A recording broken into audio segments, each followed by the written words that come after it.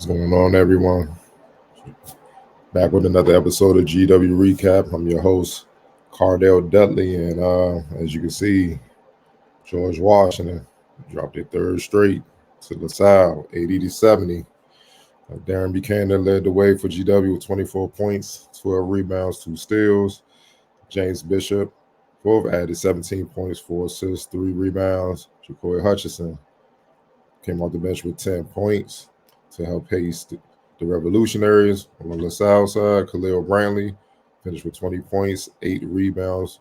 8 rebounds and 4 assists, along with 3 steals. Jhamir Brickus, who had a big second half, finished with 19 points, game high 8 assists, 4 rebounds. And Tunde Valberg-Vasasi, sniper for LaSalle, added 19.6 rebounds with 6-8 shooting from the field and 4 or 5 from deep to help pace LaSalle. But before we get going, for the best soul food in the DMV, make sure you go take a trip to visit Oohs and Ahs. There are 2 locations. One is off of 1005 U Street, Northwest, Washington, D.C. Or if you want to sit down and dine in, go visit Oohs and Ahs off Georgia Avenue, 5933 Georgia Avenue, Washington, D.C. Tell them I sent you. You won't be disappointed. Definitely the best soul food area. Like I said, you can't go wrong with anything.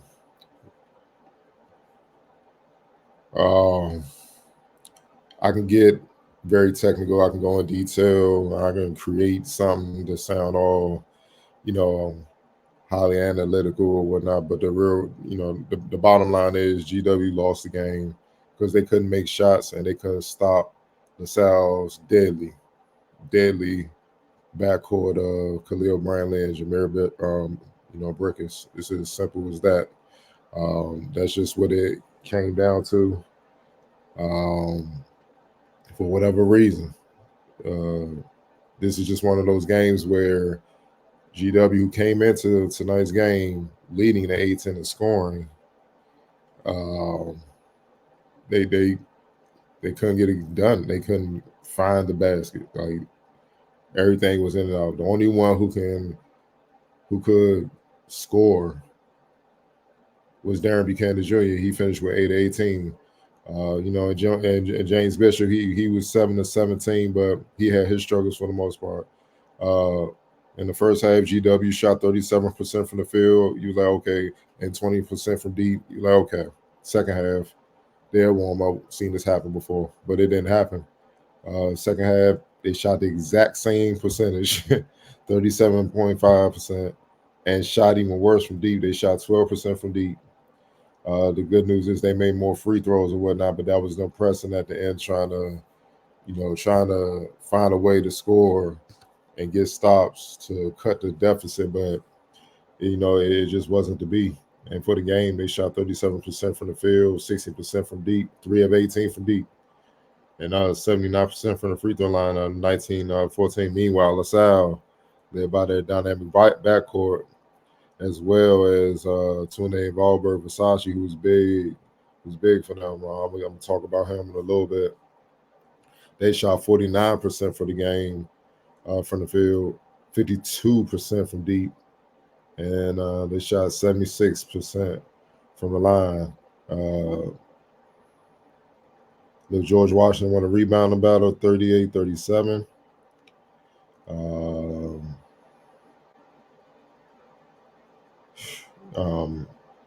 Second chance points, 10-2. Their bench outscored LaSalle's bench 16-8. There were a lot of positives for GW where they won the matchup. But the backcourt of LaSalle, along with Tunde Valberg-Vasasi, they couldn't guard. They really couldn't. Like, for instance, Khalil Brantley had it going pretty much the entire game. They really struggled to contain him. The first half, he had 13 points and 4 rebounds, and he finished with 20 points, 8 rebounds, and 4 assists. So they had their hands full with him, and he did a pretty decent job on James Bishop, keeping him contained about as best you can do. You know what I mean? I know Bishop finished with 17 to 7 to 17. but we all know what he's capable of. He's capable of giving you anywhere between 20 and 30 points and 5 to 10 assists on any given game, on any given night. So, he did about as best you can do. Jhamir Brickus, he was the one that really won the game in the second half. At halftime, he had 4 points, 2 rebounds, and 4 assists, and was 1 of 5 from the field with 3 turnovers. In the second half, he scored 15 of his 19 points. He shot 5 of 9 in the second half. He added 4 more assists with 4 rebounds. Well, he with 2 rebounds. And he didn't turn it over again. He had 3 turnovers at the half. He didn't turn it over again, in the second half. And then also, he was also a pass defensively, making it tough, man. It really came down to that, man. They really could not find a way to to keep them boys in check, man. And once they got going, obviously Khalil, Brantley, once they got going, it was just tough. It was tough for those guys to. It was tough for GW to deal with their speed. Khalil Brantley, listen, Khalil Brantley's small, but he's super athletic. You can look at his body, understand that he takes good care of his body. He's a specimen to be that fast, man. He's a tough finisher, a tough scorer. He's just tough all around, man. Here's an example of what I'm talking about. Strong drive. When Max Edwards go right past him, take the contact, bump into him, basket. He did that all night. Just a tough finisher. And he let his layups get him to the point where he got so much in rhythm, started hitting mid-range shots. He hitting threes. You know what I mean? He had 2 or 4 from deep, 50%. He just picked his spots. And when he felt he had a mismatch or he can get to a spot where he was comfortable, he got there, and 9 times out of 10, he made GW pay. Either it was with a basket or he found an open man.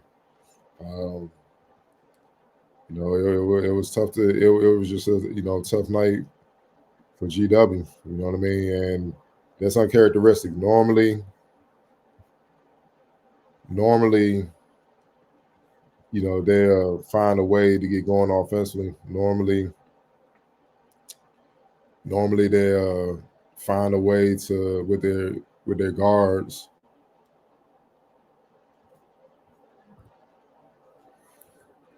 Normally with their guards, they'll find a way to contain the opposing team's backcourt. And tonight they just struggle with that. It's a very uncharacteristic GW team from what we've seen for most of the season. And then that goes to show you, man, every game you got to come to play. And here's an example of what I'm talking about. With Brickus, with the handles, the footwork, he was a tough guard. Again, the mismatches, dancing around their bigs and stuff.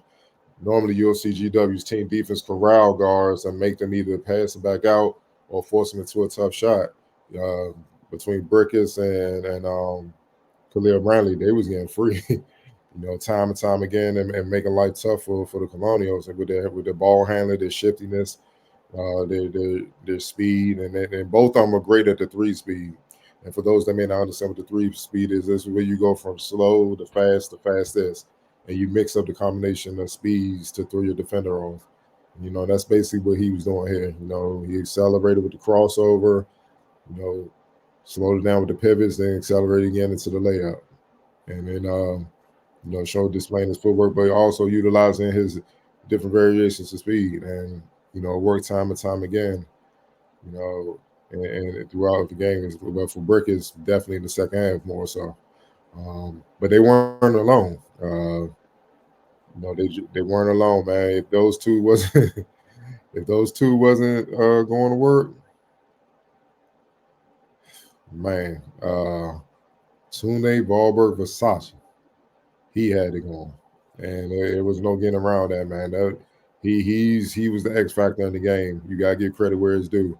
Obviously, they knew he could shoot the ball. I heard them talking about yelling out shooter whenever he was open or they was looking to get him the ball, and he definitely showed that. Here you go, transition. They were yelling shooter right there. I heard it from the bench with the shot.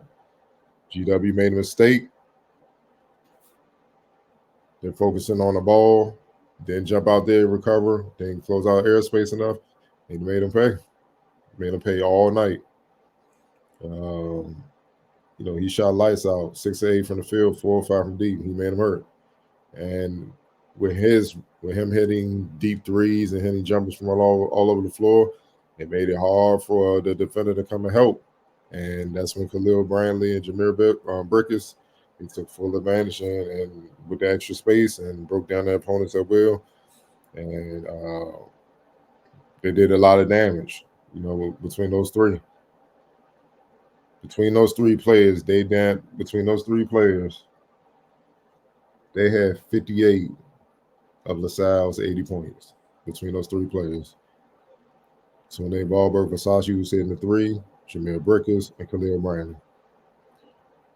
I'm saying, man, what else you need to what else you need to hear from them? Just a tough night as far as defensively. Corral and LaSalle. On GW side, I felt like, Darren Buchanan, he had a good night.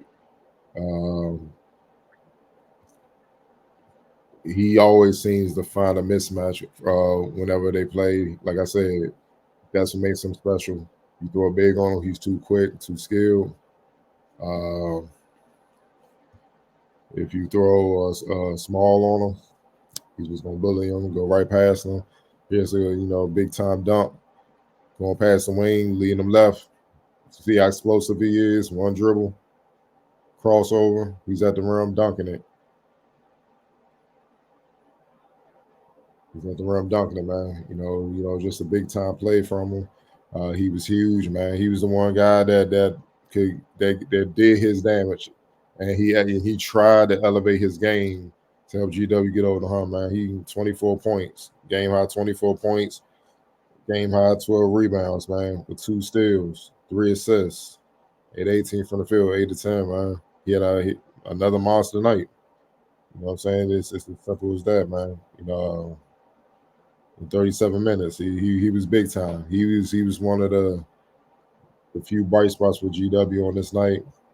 We can talk about James Bishop, 17 points. Like I said, not as they needed more from him tonight, especially with the coach shooting from other teammates, from a lot of his teammates, which I'm about to get into in a second. But nonetheless, he had a solid game overall for his standards. Ja'Cory Hutchinson was big with 10 points. Max Edwards, he's been struggling lately. He's been struggling mightily, and he struggled tonight. Last 2 games he's been off. He's his rhythm has been off. He hasn't hit a lot of shots, but he'll find a way to make an impact, getting rebounds, playing good defense. Tonight he was all out of sync, out of sorts in every facet of the game, and they can't afford for him to be. And he's too talented to be. He's all A10 caliber talent, and tonight you just didn't see that. If this was your first game, you'd be like, "There's no way he can be an all conference player." That's how bad he was tonight. He finished with 3 points, 5 rebounds, with 3 turnovers, all 5 shooting from the field, all 5 shooting from deep, 3 or 4 from the free throw line. Tough night. 21 minutes. You can tell he was frustrated. Body language was. Was showing his frustration throughout the game, man. He was just struggling. And then you also got to understand, you got their backcourt and their wing just torching everything. It just compounds it, man. If you're a competitor, it bothers you. Obviously, if you're not doing what you're capable of doing, and the people you guarding is going to work, and you're losing. Yeah, you can understand, rightfully so, his frustration, man. Hopefully get in the lab and try to find his rhythm because they need it. They need him to get going. He's a big part of it. That's the reason why GW was hard to beat before this 3-game slide. It was like, who do you stop? Do you go after Bishop? Do you go after Max Edwards? Do you go after Garrett Johnson, who I'm about to talk about? Darren Buchanan. It's just tough. They have multiple guys that can get you double-figure scoring nights, rebounds, and assists, and make an impact defensively. So it's just tough. Garrett Johnson, he struggled as well. 2 for 8 from the field. Got some line though. 4 for 4 from the line. Had 8 points, 4 rebounds, no assists and whatnot. But yeah, he struggled as well. You know what I mean? Like I said, Tunde Versace. He blew the game over with his performance, man, with the way he spread the floor. All the wings got a little bit of that. Not one of them can say they didn't get some jumpers put on their head. He delivered to everybody, and they struggled obviously to slow him down. But Garrett Johnson, had an off night. But you can't afford GW cannot afford for him and Max Edwards to be 2 for 13 from the field. It's just an expected win. It just can't happen. And think about it. They lost by 10. Had one of them just woke up and did their normal damage, it's a different ball game. You know what I mean? So we already know Babatunde Arcambola offensively, that's not his game. His impact is rebounding the defense. So, the 4 out of 5 starters, they got to deliver offensively to make up for it. And they just didn't get that tonight. You know what I mean? So, it's tough, man. They got a lot to figure out. They definitely got a lot to figure out, especially at home, with the way Max Edwards and Garrett Johnson struggle. They normally play lights out at home, but you got to give the Salle credit, man. They swarmed them. Deshaun Shepard, big time athlete, Anwar Gill. They got a lot of wings that can make it tough for you that are stout defensively, man, and it showed. They took Garrett and Max Edwards out of the game, and they put more pressure on Darren Buchanan and James Bishop to have to elevate their games. And that's what GW is going to continue to see as A-10 play goes along. They're going to try to eliminate a couple of their key guys and basically say for the other 2 guys, hey, whoever that may be, y'all beat us, because all of y'all are not going to just go off and beat us. Obviously, like I said, if all of them are producing, there's very few teams that could beat GW. But when they eliminate a couple of those guys, it makes it interesting. And that's what we saw tonight, man. So kudos to the side. They came at a great game plan. Their guards control the game. Their guards, their backcourt, although small, played bigger, much bigger than their stature. And to be honest, they deserve to win the game. Can't take nothing from them. We'll see GW rebounds in the next contest, which I believe is against Dayton this upcoming Tuesday. Give me 1 second. I will confirm that. And yes, they played number 16 Dayton. 16-3 Dayton this upcoming Tuesday at 7 p.m. at Dayton. And after this loss, GW drops to 10th in the A-10 at 3-4. They are in a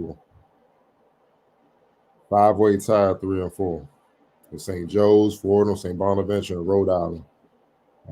Overall, they're 14-6, 70% win percentage, still good. But they're below 500 in the conference, man. So they got to get it going, man. They got to get back on the winning side. So with that being said, man, I appreciate you guys for joining me. It's always fun chatting and talking GW hoops with you guys. I'll be back soon with another episode of GW Recap. Have a nice night.